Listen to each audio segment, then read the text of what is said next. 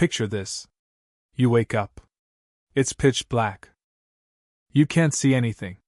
You can't hear anything except your own breathing. And all around you, water. Water everywhere.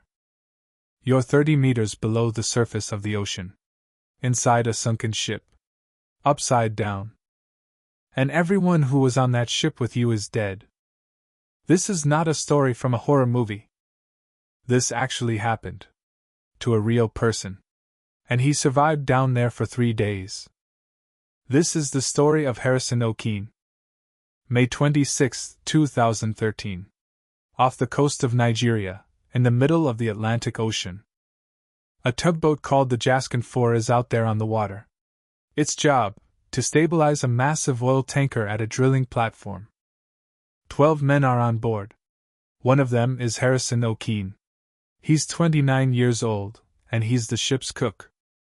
He wasn't even supposed to be on this trip. He stepped in at the last minute as a replacement. It's the middle of the night, just after 4 in the morning.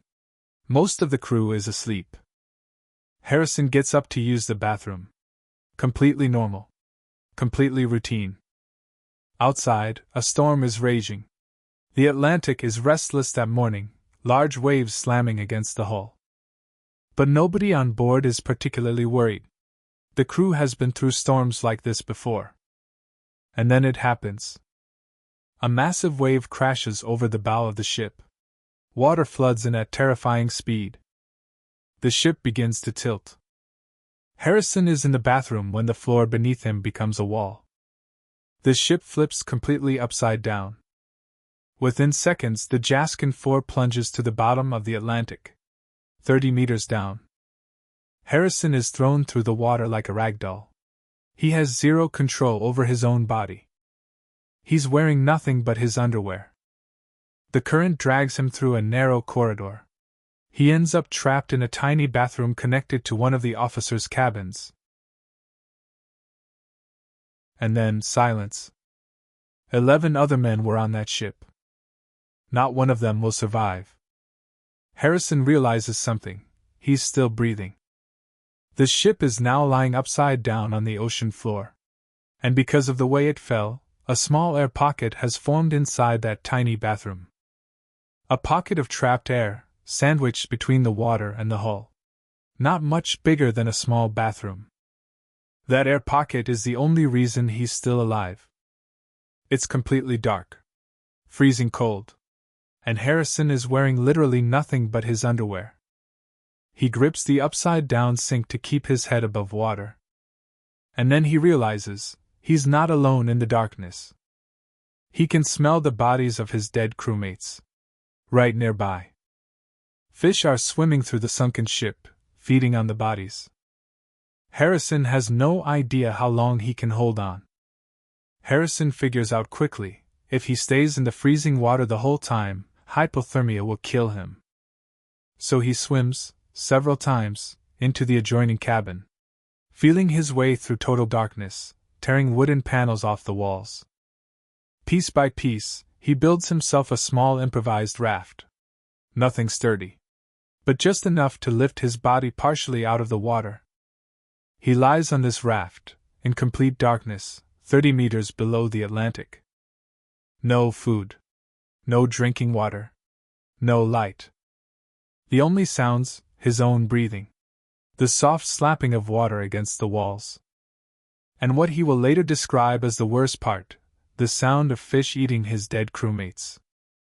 1 hour passes. Then 2. Then a full day. Then another. Harrison has no idea whether anyone is even looking for him. What he doesn't know, above the surface, the rescue teams have already assumed there are no survivors. The ship's owners send a diving team down. Not to look for survivors. To recover the bodies. The divers work their way through the sunken, upside-down wreck. They find one body. Then another. Then another. Routine. Tragic, but routine. By now, almost 3 full days have passed since the ship went down. Harrison can feel his strength fading. The air in his little pocket is getting worse. Carbon dioxide is building up. He starts struggling to breathe. His eyes grow glassy. And then he hears something. A banging sound. Metal against metal. Harrison moves immediately. He dives down, rips a faucet off the sink, and starts hammering it against the hull of the ship. Over and over. As loud as he possibly can. Out in the dark water, a South African diver named Nico van Heerden is making his way through the wreck. He's here to recover more bodies. Nothing else. Then he sees something in his beam of light. A hand? It's moving. The diver recoils. For a moment, he thinks he's seeing things. But then he understands, that's not a ghost. That's a person. A living person. After nearly 60 hours underwater. Now comes the part that's harder than anyone expected. They can't just bring Harrison straight to the surface. After 3 days at that depth, his body has absorbed massive amounts of nitrogen under extreme pressure. If they bring him up too fast, that nitrogen will form bubbles in his blood. It could kill him. The divers fit him with an oxygen mask and a diving suit. Then they guide him into a diving bell, a pressurized capsule that's kept at the same pressure as the ocean floor. From there, over the next several days, he's slowly moved through a decompression chamber. The pressure in his body is reduced little by little. By the time Harrison finally returns to the surface, an entire week has passed since the ship went down. The doctors examine him. They expect the worst. But his vital signs? Completely normal. Blood pressure, temperature, everything, as if nothing had happened. Harrison himself said later, "I thought, that cannot be normal." Harrison Okene had just survived the longest time any human being has ever been trapped underwater and lived. But the story doesn't end there. In the years that followed, he struggled with nightmares. With what we now call post-traumatic stress disorder. He couldn't bring himself to go near water for a long time. He took a job as a cook on land instead. But the nightmares didn't stop. And then Harrison made a decision that almost no one could understand. He signed up to train as a professional diver. Not just out of courage, but because he'd realized something deeper about himself.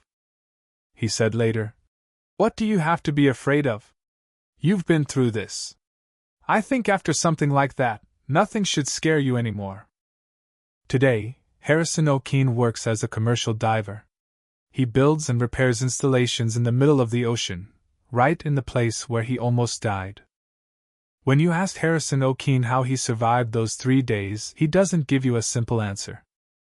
No trick. No secret technique. Just, he refused to give up. Hour by hour.